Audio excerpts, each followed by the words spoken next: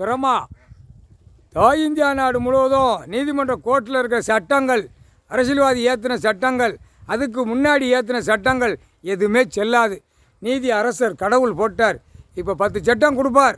3 சட்டம் அவர் கையில் இருக்கும். ஐயா கையில் இருக்கும் 3 சட்டம். 10 சட்டம் நீதிமன்றத்துக்கு அது எப்படி கொடுக்கணும், எப்படி செய்யணுங்கிறது எல்லாம் முப்படை இராணுவத்தை இறக்கி எல்லாம் கிளியர் பண்ணுவார். கிளியர் பண்ணையில் உள்ளே எல்லாரும் மாட்டி வருவான். எல்லாம் அடைக்க துடைச்சிடுவார், விடமாட்டார்.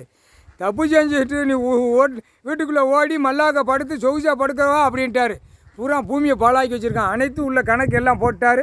கணக்கு விட்டாச்சு.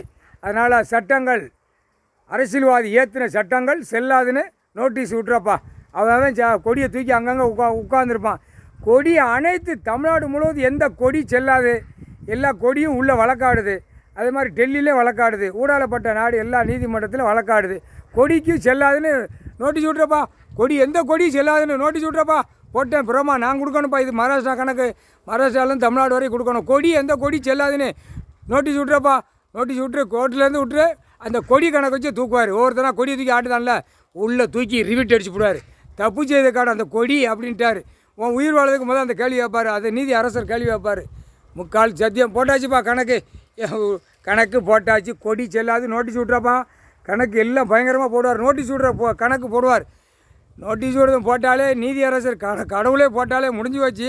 இருந்தாலும் மானிட ஓட்டு முத்திரை போடுறதால அவன் காதை தூக்கி பார்க்கணும், கண்ணால் பார்க்கணும்ல. அதுக்கு தான் கணக்கை விடுதார். முக்கால் சத்தியம்.